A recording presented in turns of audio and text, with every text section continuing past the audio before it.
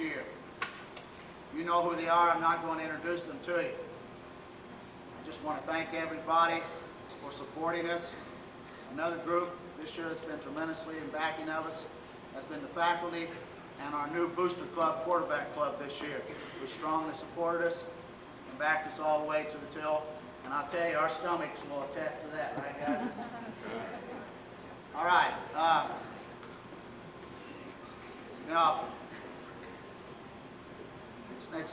I've done this a lot of times, but this is probably the toughest because it's hard for a coach to say that he loves a group of guys, but they know I do. So thanks, guys.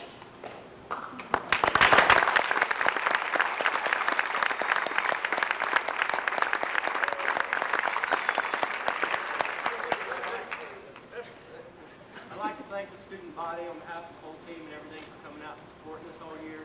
I'd like to thank the Booster Club, cheerleaders, fans, just everybody. And we're the ones that get all the recognition for all these games, but I think Coach Evans deserves a round of applause too. He's put in a lot of time.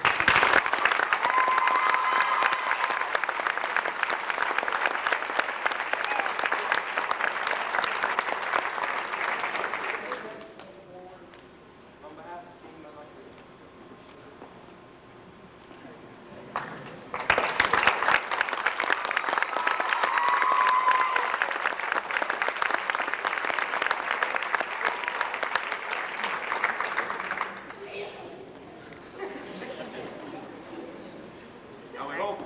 football season carries over into the winter, and we have 3 varsity sports and 2 junior varsity sports that are going to start, and they've already started practicing, and we're going to start playing before long. And the girls open up basketball week from Tuesday, and we'd like to see the success we've had this fall carry over into the winter sports. We're expecting our girls to win the state tournament. When they do that, then the boys are going to be embarrassed for winning it also. So, we'd like for our girls basketballers to stand up, our wrestlers. But I think Coach Evans will attest to this. He needs more players out. Our girls sports need more players. Where are you people at now? We got a winning season. Let's get out there and get part of the program. What do you say? Huh?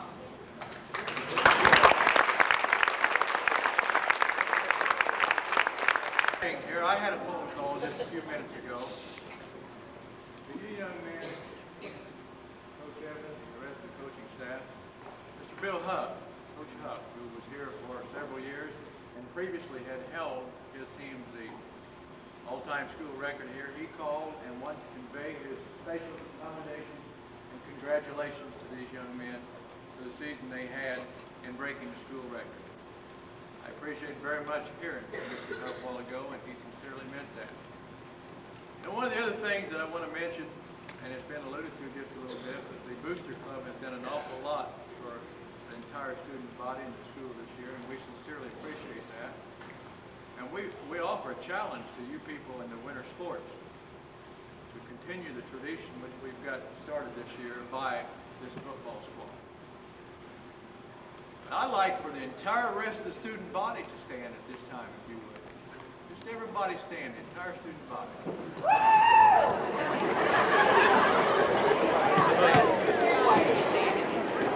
You know what? To you people, all these people, and from myself and Mr. Dillard, we thank you for the support.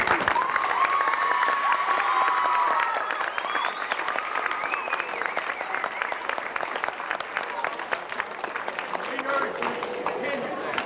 Pass one other thing off to you, maybe see it again. Mr. Patrick Sullivan. Mr. Sullivan, who is a principal over at Carlisle, he came up to me after the ball game the other day, and he said, with the school the size you are, and we're a similar sized school, he said, where did you get all these people who came over here for this ball game? He said, you are to be commended, but you pass that on to your student body and your community. That I'm doing. We appreciate you very much. Let's continue the sports year. And thanks again, gentlemen, for a lot of fine memories. dismissed. It's time to go over. We got one announcement here. Mr. Dillon. Okay. This will be on BU television at 6 o'clock our time, Thursday night. 6 o'clock our time, this pep session interview.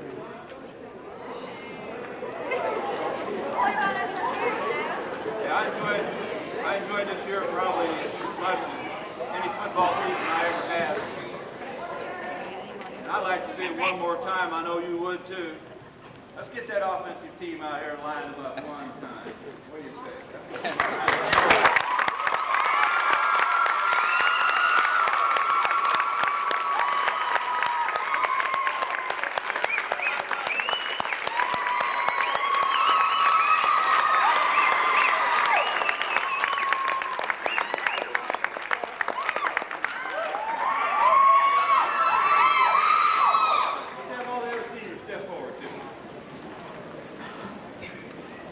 There they are. We won't see them again. They gave us a great experience.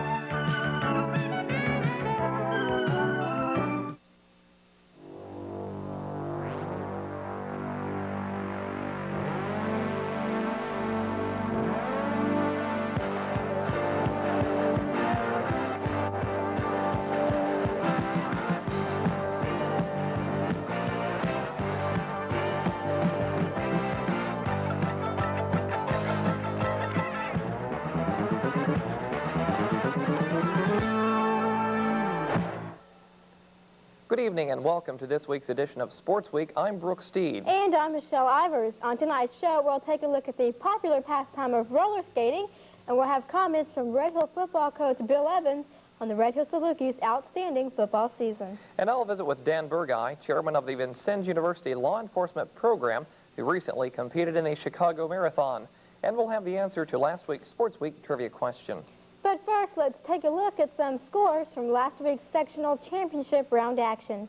In Class 5A, Lawrence North defeated Lawrence Central 14-7. The Terre Haute South Braves attacked the Terre Haute North Patriots 27-16. And the Evansville Harrison Warriors barely escaped the clutches of the Evansville Central Bears 10-6. And in Class 4A, Floyd Central lost to the Evansville Bossy Bulldogs in a low-scoring game 6-2. In Class 3A, Evansville Memorial just got by Heritage Hills 20-19. In AA, the Tell City Marksmen pierced Clarksville Providence 24-0, while the South Spencer Rebels laid the Evansville Mater Dei Wildcats 20-0.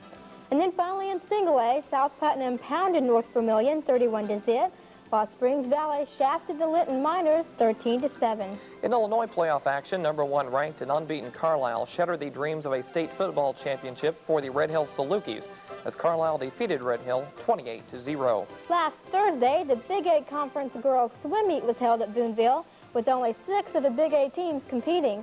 Tell City won the meet with 92 points, Jasper was second with 57, host Boonville took third with 45 points, Mount Vernon placed fourth with 44, Vincennes Lincoln came in at fifth with 42 points, and Gibson Southern finished sixth.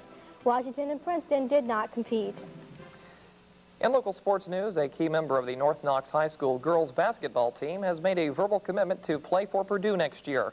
Tricia Collop, who helped lead the Lady Warriors to the school's first ever appearance in the semi-state, announced her intention to sign early with the Boilermakers so she can concentrate on the upcoming season. The early signing period began yesterday. Purdue coaches can't comment on players until they sign. However, Collop's coach Rick Marshall confirmed that the 6'2" center plans on signing a letter of intent this week. Collop, a preseason first-team All-State picked in Hoosier Basketball Magazine, averaged 19 points per game in the Lady Warriors last year. Coming up next on Sports Week, Jack Haynes will speak with Red Hill football coach Bill Evans, and we'll give you the preseason boys and girls Indiana High School basketball polls. Stay with us.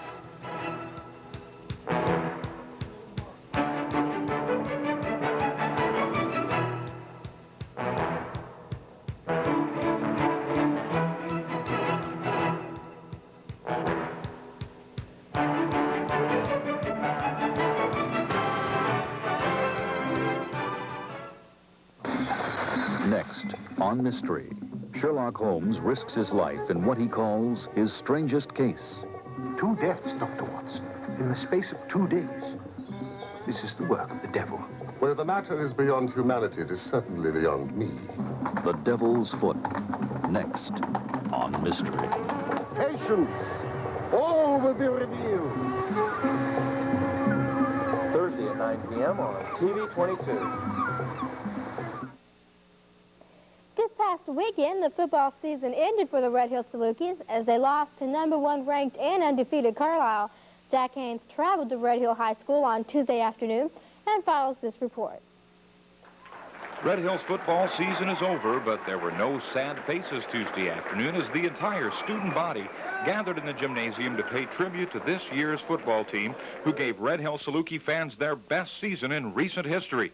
I talked with head coach Bill Evans. Coach Evans, first, congratulations on a very good season this year. Well, thank you. You know, it's been a long time coming, and it's good. It's good for the community. It's good for the kids. It's good for the whole area around here. And you know, I can't say enough about the boys. They performed to almost perfection this year, and I'm really proud of them. Tell us about the game Saturday night up against Carlisle, #1 ranked, undefeated. Well, they were a powerhouse, and you know, they deserve their ranking as #1. They don't have about the same amount of number of kids out for football that we do, but they have a little more tradition. And the last couple years, they've been in the playoffs and been ranked in the top 5 in 2A. Up until that point, they'd lost like 29 in a row. So you know, it's one of those cycles that's come around, and they're starting to do things right and do things well. And you know, we were a little overmatched, and they were a little stronger than us. But you know, I was proud of the kids. We were hitting the last play of the game, and we never gave up. And you know, 28-0 to the #1 team, I didn't think was too bad, considering we held them 1 score in the second half. Recap your season for us. This all didn't just start with the playoffs. You've had a super season. Right. You know, there's so many highlights. When you start trying to pick out 1 or 2, you're going to run into some problems and probably forget one. But I thought the first game of the season was so important when we beat Carlisle, Casey. When we beat Casey, you know, they were a good ball club. They've been in the playoffs before several times, 4 out of the last 5 years. I knew that would be pivotal. And then when we moved into after getting beat for the first time by Mount Carmel, I thought the 4th game of the season with Carmi was very pivotal in getting back on the winning tracks. And, you know, and from there on it kind of snowballed, and we won 7 in a row. And our original goal for the season was to get 6 wins or more and get into the playoffs for the first time ever in the school's history. And we accomplished that goal. And once we got 6 wins, the kids got a taste of winning. And it's something they haven't really, you know, had on a football field around this area here. And as a result, as I said earlier, it snowballed when we won 7 in a row and finished the season 8-1, which set a new school record. Why was this season so good for the Red Hill Salukis? What went together this year? I think there's a lot of points that you have to bring up when you start mentioning why it was successful. Number one, 2 years ago, we took a good group of sophomores who only lost 1 game when they were first off on their schedule, and we started playing a lot of them varsity, and they played together their sophomore year, their junior year, and of course we were hoping to build down the road. A second factor, I believe, is the kids are very intelligent for the most part. A lot of them are A students and B students, and they're good in the classroom, and they were hard workers on the field. And a third point would be that they decided to start hitting the weight room. The weight room was so important. They discovered the weight room between their sophomores and junior year, and a lot of them got on the weights and did a real good job. And as a result, we weren't as weak, particularly in the lines offensively and defensively in the past.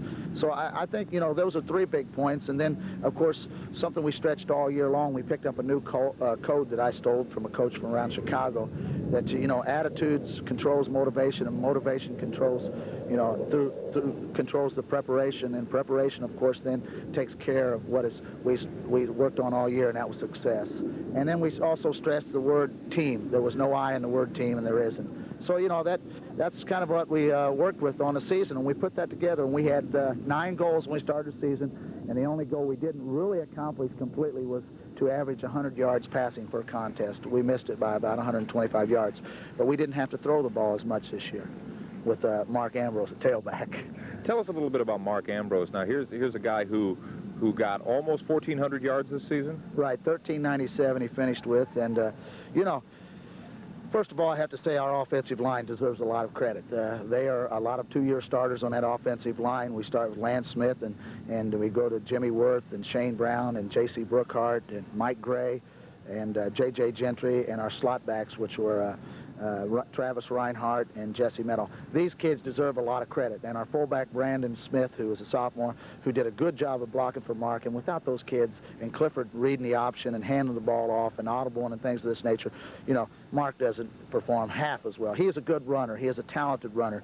I think he can play some big-time college football. But he need, you know, you need help. It takes 11 people to play football. And Mark's a quality athlete, and we were just fortunate enough to have him. It's nice to sit back now with the season over, bask in the glory a little while, but I know you can't do that very long. You have to be looking forward to next year. First of all, who are you losing, and who's coming up? Well, we lose almost everybody. We lose quite a bit. Matter of fact, we're even worried about our football program here at Red Hill due to the fact that we only have 17 underclassmen returning in football, including freshmen, and we had 5 8th graders only play football last year. So the football program at Red Hill is in great jeopardy. I really believe that, and some of the people in the community I don't think realize that. Another thing, when you lose 9 senior starters both ways, then you only return 2 offense and 2 defensive coming back. So it would be a major struggle next year in football at Red Hill. There have been all sorts of rumors about co-oping and consolidating and things of this nature. But right now, there has been no motive to make a major move. And I think it needs to be looked into greatly around this area, because not only here, but I talked to East St. Louis's coach Monday night when he came to get a scouting report film on Carlisle. They're having trouble with numbers, and they've been number 1 or number 2 in the state for the last 4 or 5 years. So, you know, football is a demanding game. It's an emotional game, and it takes a lot of kids to play football. And that's what we need is numbers, and we're not getting that right now. Do you think there's a specific problem that's keeping young men from going out for football? Specifically, no. I think there's several things, and we don't have enough time to go into that right now. But, you know, like I said, I was proud of these kids. We started the season with about 37. We finished with 32, and I'm really proud of the fact that the ones that stuck it out, you know, have something to cherish for the rest of their life. They're going to carry on a memory that people are going to talk about 20 years from now when they have 20-year reunions and 10-year high school reunions. And it's something that, you know, I'm just glad that I was a part of, and these kids can be part of too, because they've worked hard. We went through 3 2-7 seasons in a row before we came upon this 9-2 season. So, you know, like I told you before the interview started, I think it's coming around, and it was due. You know, not only for myself but for the kids. That's what it's most important for. The Indians of South Bend St. Joseph's have been voted #1 in the Indiana High School Boys Preseason Basketball Poll. St. Joe received 10 of 26 first-place votes, while Well, first of all, I just want to come to the Pop-Up Girls and Miss Baker. I want to congratulate you guys. You were really great this year. Chris Evans, would you please come up here? We all wanted to like congratulations. And we also would like to thank you for all your support and all that you've done for us throughout the season. We really appreciate it. Thank you.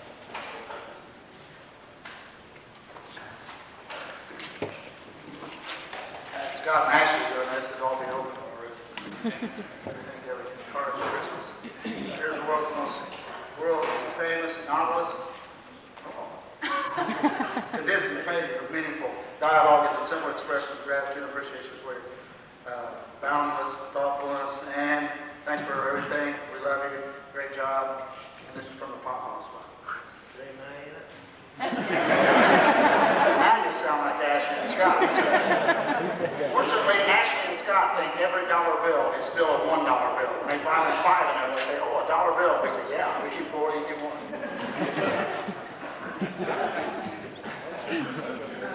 Oh, this is great. Coach of the Year. Coach of the Year. Thank you.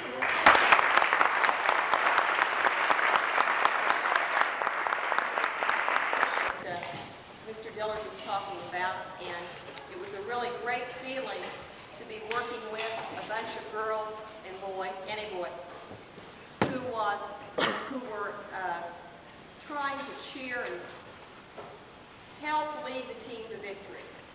And it was a good feeling. I know it's a lot easier for them to cheer for a winning team. It's never easy to cheer when you're not winning. But they did a good job doing both, and they never gave up. And I'm very proud of them. I'd like for them to stand. I think most of you know them, but I'd still like for them to stand up. They've had a good season. Would you stand, please?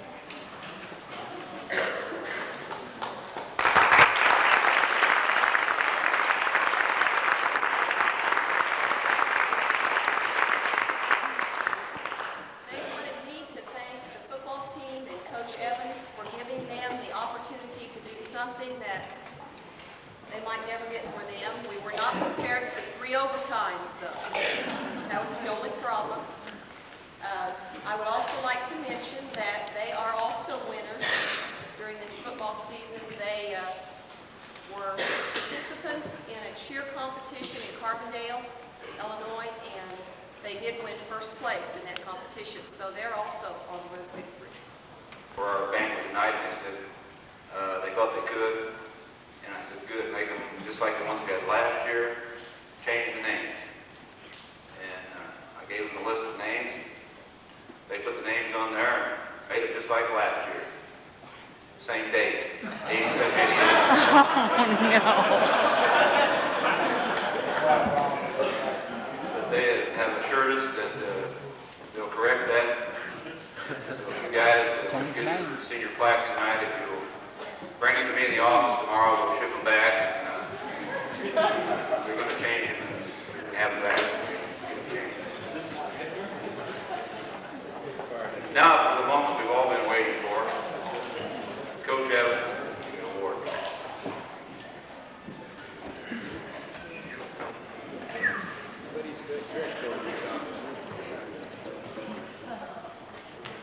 Well, you know, there's a lot been said in the last two and a half weeks about the season, the players, etc. and so on. I'm not going to go into great detail about the season. I'll mention a little bit about that after a few thank yous. I think the whole night and the whole season would not have taken place if it hadn't been for the players' parents. And I would like the players' parents, and I know there are a lot of fans in here and other people also, and pom-poms and cheers, etc. But I would like for the players' parents to stand, please, all these parents, right now. The football players would like to give you thanks and support. Because without you, right off the bat, I'd like to thank Mr. Kendall and Mr. Goff for helping me this year. You did a good job. It took teamwork, not only of the players but the coaches, to get the job done, and I'd like to thank them. My water girls, I went through 2 sets. I was on my 2nd set at the end of the season. My 2 water girls, if they would stand, please. Chris York and Jenny Worth. With the scholastic ball team, but some of you girls may know how much work Mrs. Gifford puts in for me. I mean, she types the playbook, she runs the playbook, she runs this off, etc. So I would like to acknowledge her even though she's not here.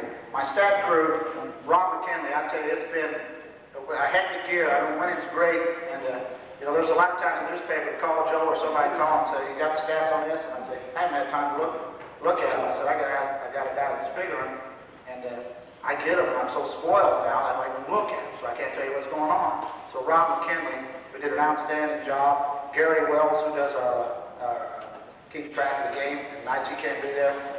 Dwayne Ambrose is there, and then Doug Hardy, who keeps defensive stats, and Greg Wall. He stays on the phones and keeps track of all the plays that I call, and then he comes in the halftime and tells me the ones that says, "Don't run this anymore." It didn't work. You can tell me. So you know, there are a lot of people that are helping me there on the sidelines, and I'd like for you to give them a round of applause too. I've been associated in coaching for 16 years, 3 booster clubs, and 2 of them were a total flop. I'm telling you, they were just disasters.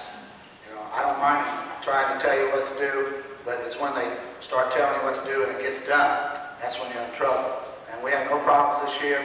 The Booster Club did an outstanding job, and I really appreciate it. Mrs. Thorne, who's not here tonight, but she did an outstanding job to help me throughout the year, especially our PE class. The Moore brothers, a new practice field to the north field. You know, there's just so many things that have gone into this season, not just the kids and the practices, etc., so on, but everybody in the whole community, you know, deserves a round of applause themselves because they really backed us all the way to the till.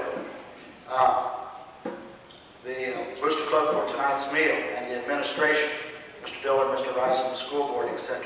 You know, they've all been behind us, one way or another. the chain group. We got Steve back here and Sheridan. You know, they're over there on the other side. You think I'm stupid? I'm not going to put people on the other side who don't know what's going on. I sent those guys over there to the other coach, and they're sending over halftime. They said, this is what they're doing. I call this. So I got 3 scouts on the other side. Tucker, Andrews, and Mullins. So we kind of, you know, we kind of keep. My scout crew, I don't know if Steve's here. I haven't seen him. Yeah, I think he wanted a personal invitation, Steve Potts. Steve Potts did an outstanding job, as he does every year, in going out. Missed 6 of our games this year because he was on the road scouting the next opponent. So, and then, of course, there's Neil Heath, who's here tonight, and Kevin Tucker, 2 of my former players who helped Steve out a lot throughout the year. Barry Edwards, my cameraman. You know, these people put in a lot of time, and for the most part, it's free. It is, it's free, with a few exceptions there. I'd like to thank the moms for all the decorations, etc., and so on tonight. My wife, who puts up with a lot of, you know what, throughout the season. She doesn't see me very much.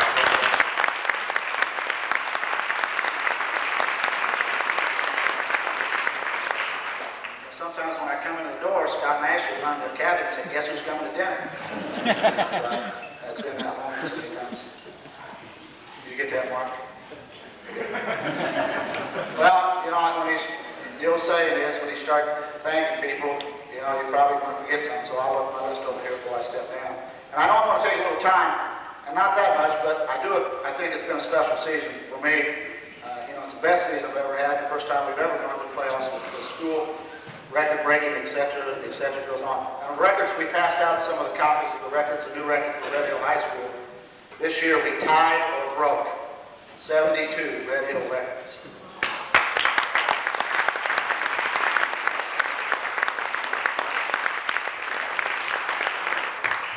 Provided a lot of excitement, and you people have backed us to, like I said, all the way. And later on, I won't take anything away from this up here, but we're going to show you some of the thrills and highlights. And most of them, the old saying goes, the thrills of victory. What's going to be thrills, most of them are going to be thrills of victory up here because there wasn't too many agonies of defeat. It was only 2 times. And both times, we only gave up, like somebody already mentioned.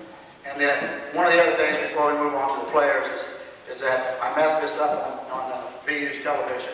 But the saying that we stuck with the whole year was that attitudes control motivation, and motivation controls performance, and performance spells success or controls it. Therefore, there was no eyes out there this year. It was 32 kids playing good hard-nosed football, the best of their ability, and as a result, they were winners. Not just because they were 9-2, because they didn't quit, they stuck it out. There's a lot more kids who could have helped us out, but they stuck it out, put forth a lot of hours, along with my 1,000 hours. I'm proud of them, and you know, if they ever need any help, I'm telling everybody right now, I'm going to back for them. So, you know, thanks guys, and you are a team. Now, I'd like to start out with the freshmen, and your numerals, by the way, are not in, but you'll get numerals. Before I forget, all the people with any all-conference radio or writers or coaches, honors, or anybody who has, what else did he want? He wanted a picture. I'll give away my 388 Red Hill senior football players. It's football uniform by mom. I'm not going to read it, give you a read and pass around, but it's got all the kids' senior football pictures and their 8th grade football pictures if they played or some type of 8th grade picture.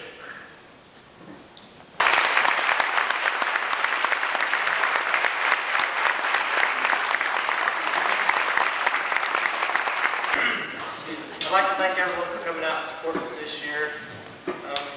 Everybody's support and everything was great. I'm just glad I was part of this winning team and everything. And while we know Coach Evans was saying, you know, I'm as smart as him out in the field. Well, I don't know if that's too much of a compliment.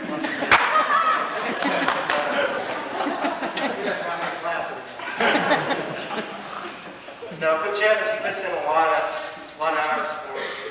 You know, he goes unrecognized, you know, about all the wins and everything. Whenever we win, you know, we get the pat on the back. Whenever we lose, everybody looks down at the coach. But I'd like for everybody to give Coach Evans a hand, please.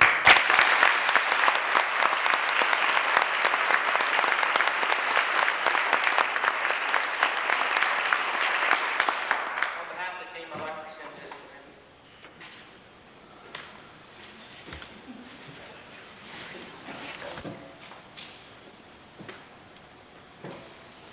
That's great. It's a team picture, and it says, Coach here, thanks for the member of the year, RHHS Syracuse 1988. It's beautiful.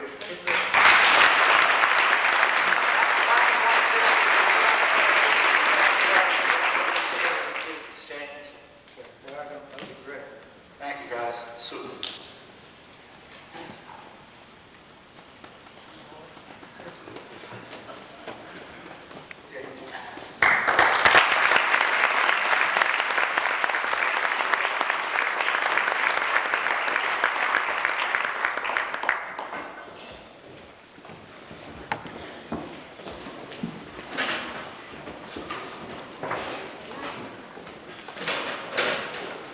Staff has put together some comments that broke down to an individual who we felt was the outstanding lineman. We needed the yards to bring behind this individual. And this individual also, no doubt, deserves the Headhunter Award too. And if I'm not mistaken, I think he won both last year. And that's Jim Worth.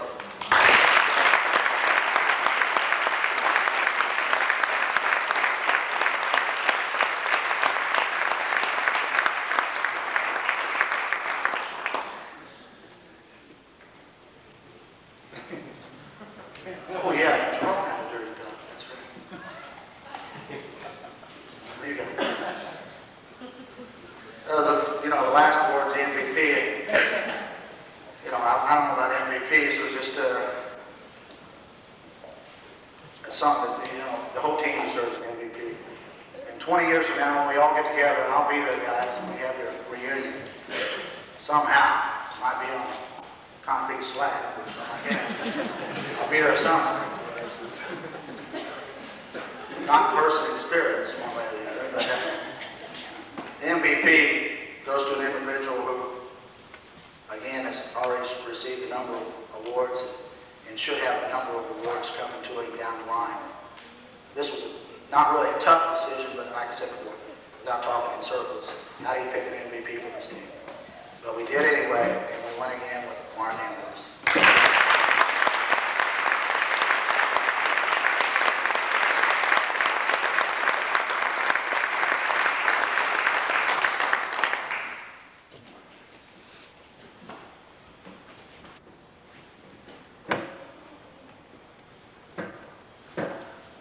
Okay, remember the people that I asked to stick around for pictures? We'll get that out of the way real quick. And the all-conference writers, coaches, or radio team, and the Dirty Dog and MVP awards and Headhunter. And believe it or not, I know I've taken a lot of time